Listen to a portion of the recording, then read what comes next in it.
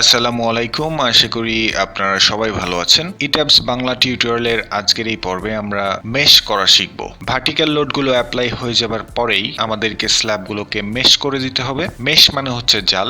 সবগুলো স্ল্যাবকে আমরা ভেঙে ক্ষুদ্র ক্ষুদ্র খণ্ডে পরিণত করব। এর ফলে যেটা হবে, সেই ভার্টিক্যাল লোডগুলো স্ল্যাবের প্রত্যেকটি জায়গায় ইউনিফর্ম রেটে পৌঁছে যাবে।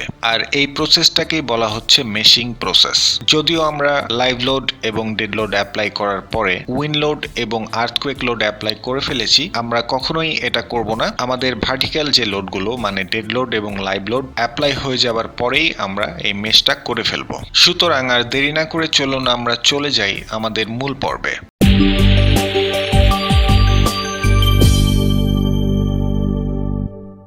মেশ করার দুটি পদ্ধতি রয়েছে, একটি হচ্ছে ম্যানুয়াল মেথড এবং আরেকটি হচ্ছে অটো মেশিং মেথড। শুধুমাত্র শেয়ার অয়েলের ক্ষেত্রে ম্যানুয়াল মেথডটা ব্যবহার করা ভালো, আদারওয়াইজ আমরা ম্যানুয়াল মেথডটা কখনোই ব্যবহার করব না। সব সময় আমরা অটো মেশিং মেথডটা ব্যবহার করব। আর মেশ করার জন্য আমাদেরকে স্ল্যাব সিলেক্ট করতে হবে। বর্তমানে আমরা রয়েছি সেকেন্ড স্টোরি রুফ এই লেভেলে। সেকেন্ড স্টোরি রুফের সবগুলো স্ল্যাব আমি সিলেক্ট করে নিচ্ছি। ঠিক একইভাবে আমরা চলে যাব ফার্স্ট স্টোরি রুফ লেভেলে, তারপরে সবগুলো স্ল্যাব সিলেক্ট করে নিব। ম্যানুয়াল মেথডটা জানার জন্য আমি এই স্ল্যাবটা রেখে দিলাম। এই স্ল্যাবে আমরা ম্যানুয়াল মেথডের মাধ্যমে মেশটা অ্যাপ্লাই করব। তো যাই হোক, সবগুলো স্ল্যাব সিলেক্ট হয়ে গেলে আমরা চলে যাব আমাদের অ্যাসাইন অপশনে। তারপরে শেল অপশনের উপরে যদি কার্সরটা রাখি, তাহলে এইখানে পেয়ে যাব ফ্লোর অটো মেশ অপশন। এই অপশনটির উপরে আমি ক্লিক করব। তারপরে সোজা এই অপশনটি চেক করে দেবো, অটো কুকি কাট অবজেক্ট ইনটু স্ট্রাকচারাল এলিমেন্টস। এই অপশনটি চেক করার পরে আমরা এই দুটি অপশনকেও চেক করে দেব। আর এই সব শেষের অপশনটি চেক করা মাত্রই এইখানে একটি বক্স ওপেন হয়ে যাবে, যেখানে আমাদেরকে মেশের এই সাইজটা ইনপুট করতে হবে। এখন প্রশ্ন হচ্ছে আমরা কত সাইজ দিয়ে মেশ করব। আপনি আপনার স্ল্যাবটাকে যত বেশি কুচি কুচি করবেন, লোড ডিস্ট্রিবিউশনটা তত ভালো হবে এবং ক্যালকুলেশনটাও তত অ্যাকিউরেট হবে।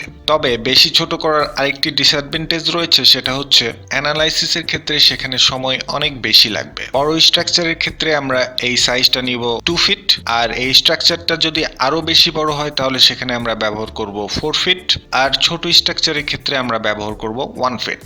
আমাদের স্ট্রাকচারটা যেহেতু ছোট, সুতরাং এইখানে আমরা ইনপুট করে দিলাম 12, মানেই হচ্ছে 1 ফিট।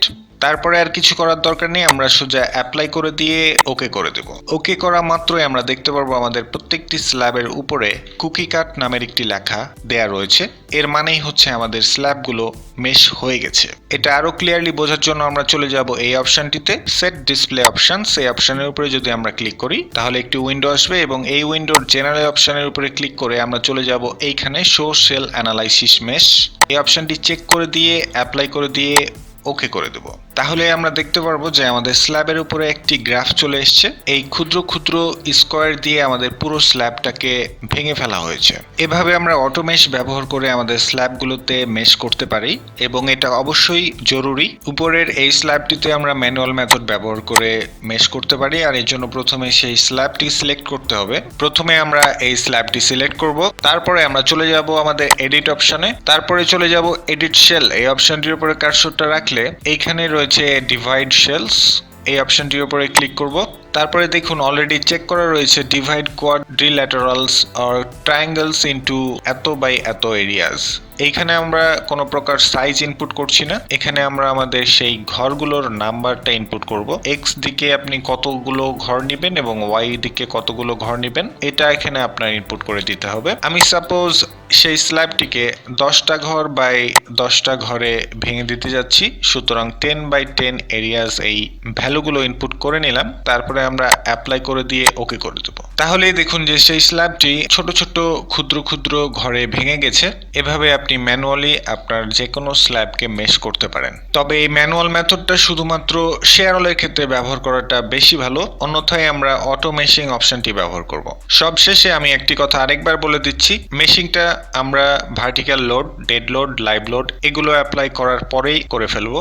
আশা করি আপনারা সবাই বুঝতে পেরেছেন। আপনাদের বুঝতে কোথাও সমস্যা হয়নি। তারপরেও যদি কোথাও কোনো সমস্যা কিংবা সংশয় থাকে তাহলে অবশ্যই কমেন্ট করে জানাবেন। সে পর্যন্ত ভালো থাকবেন, সুস্থ থাকবেন। ধন্যবাদ সবাইকে।